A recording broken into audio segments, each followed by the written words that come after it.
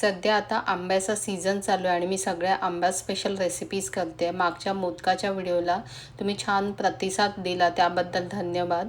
आज मी तुम्हाला आंब्याचा एकदम मऊ लुसलुशीत, अजिबात गिचका न होणारा असा शिरा दाखवणार आहे. तर नमस्कार मैत्रिणींनो, गीताज किचनमध्ये तुमचे खूप खूप स्वागत. ह्याच्यामध्ये दुधाचं आणि पाण्याचं प्रमाण कितपत घ्यायचं आणि आंबाचा जो रस आहे तो किती घ्यायचा, त्यामुळे तुमचा शिरा गिचका होणार नाही.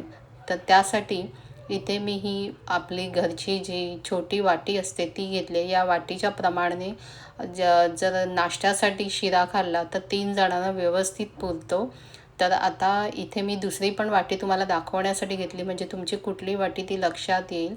ही छोटी वाटी आणि त्याच्यानंतर ही मध्यम आहे. तर ही छोटी वाटी मी भरून आंब्याचा, म्हणजे आपूस आंबा आहे त्याचा त्याचा जो पल्प असतो तो घेतला आणि याच्यात अजिबात पाणी किंवा दुधाचा मी वापर केलेला नाही आहे. तर इथे त्याच वाटीने मी जाडी साखर घेतली आहे आणि ती थोडीशी कमी घेतली आहे. त्याच्यानंतर एक वाटी मी इथे जाडा जो आपला सुजी रवा असतो तो घेतला आहे. त्याचप्रमाणे तूप इथे मी अर्धी वाटी आणि 1 टेबलस्पून इतकं तूप घेतलं आहे. आता याचं प्रमाण मी जे पुढे देणारच आहे तुम्हाला, म्हणजे ग्रामने किती होतं. तर सुरुवातीला इथे आता मी 1 वाटी भरून पाणी घेतलं आहे आणि 1.5 वाटी मी इथे हे गाईचं दूध घेतलं आहे. आणि आता हे जे दूध आणि पाण्याचं मिश्रण आहे ते मी गॅसवर बारीक फ्लेम ठेवून उकळायला ठेवणार आहे. म्हणजे अगदी मंद ठेवायचं आणि तोपर्यंत दुसरीकडे आपण जो आपला रवा आहे तो भाजून घेऊया. तर इथे जे तूप आहे ते तूप मी पूर्ण न घालता थोडंसं शेवटसाठी शिल्लक ठेवायचं आणि हे तूप मध्यम गॅसवर वितळून घेतल्यानंतर ह्याच्यामध्ये तुम्ही तुमच्या आवडीनुसार ड्रायफ्रूट्स घालू शकता. खरं तर या शिऱ्यामध्ये ड्रायफ्रूट्सची गरज नाही, पण थोडंसं मी इथे काजू दिसायला छान दिसेल म्हणून थोडेसे तळून घेतले आहे. आणि त्याच्यानंतर आपण यातच आता आपला जो रवा आहे तो रवा भाजून घेऊया. तर इथे मी जो आपला सुजी रवा असतो जाडा तो रवा घेतला आहे आणि तो इथे आता तूप पण तापलेलंच आहे. तर त्याच्यामध्ये सावकाशपणे आपल्याला हे घालायचं आहे आणि गॅस मध्यम ठेवून रवा चांगला भाजून घ्यायचा. तर रवा भाजताना ना सुरुवातीला जे तूप आहे ते सगळं तो शोषून घेतो आणि जसा तो रवा भाजला जातो तुमच्या लक्षात येईल बघा, त्याने लगेच ते तूप आहे ना ते शोषून घेतलं आहे. आणि जसा तो भाजायला लागतो तसा तो जो रवा आहे ते तूप सोडायला लागतो. ही आपली म्हणजे रवा भाजला की नाही ही एक आपली टिप आहे, म्हणजे तुमच्या लक्षात येईल. आता इथे रवा तर भाजला गेला होता, पण त्याला थोडासा कलर पण छान यायला अजून थोडा वेळ मी भाजून घेतला. तुम्हाला म्हणजे जो कच्चा रवा आहे आणि भाजलेल्या रव्यातला फरक कळेल कितपत भाजला पाहिजे. आता दूधही इथे तापलं आणि हळूहळू आपल्याला दूध घालायचं आहे. गॅसची फ्लेम मंद करायची आणि हळूहळू त्याच्यामध्ये दूध सोडायचं आहे, नाहीतर त्याचे जे बुडबुडे येतात ते हातावर पडून हात भाजू शकतो. यासाठी ही काळजी घ्यायची आणि चांगला मंदच गॅसवर आधी मिक्स करून घ्यायचा. आणि मिक्स झाल्यानंतर पूर्ण तो रवा सुरुवातीला तुम्हाला पातळ वाटेल, पण जसं रवा ते दूध आणि आपण जे पाणी घातलं ते शोषून घेतो तसं तो आपोआप घट्ट व्हायला लागतो.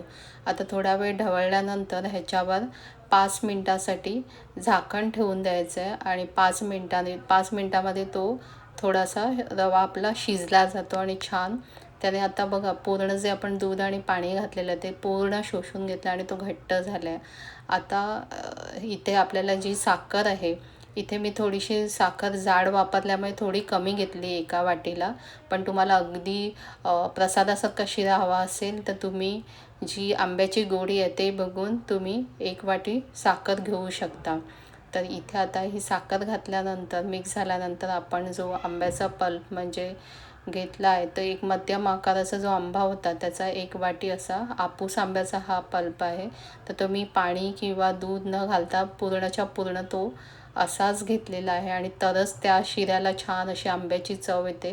तुम्ही त्याच्यात दूध किंवा पाणी घातलं ना की ती आंब्याची चव आहे ना ती थोडीशी बदलते.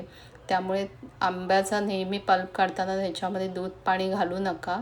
मग आपल्याला आंब्याची खरी टेस्ट त्या पदार्थामध्ये एवढी कळत नाही. आता मी इथे जे भाजलेले काजू आहेत ते घातले, त्याच्यानंतर थोडेसे केशर घातले, दिसायला तो छान दिसायला पाहिजे म्हणून.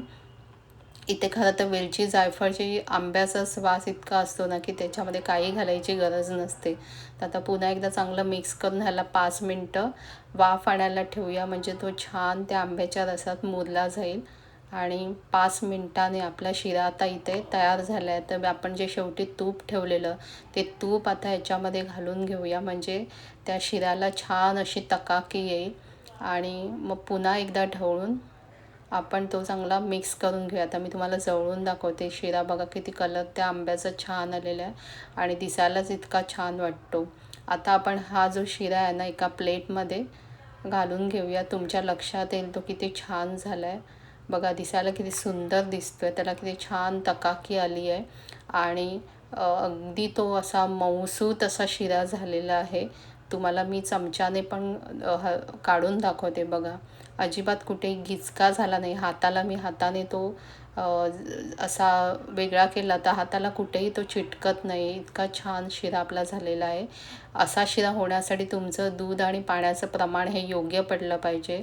म्हणजे तुमचा जसा रवा बारीक जाड असतो त्या प्रमाणात तुमचं दूध गेलं किंवा पाणी गेलं पाहिजे. नाहीतर तो शिरा जो आहे आंब्याचा तो गिचका होतो आणि हाताला वगैरे चिटकून बसतो. तर तसं न होण्यासाठी मी जे प्रमाण दिलं आहे ते करून बघा आणि व्हिडिओला लाईक, शेअर आणि सबस्क्राईब करायला विसरू नका.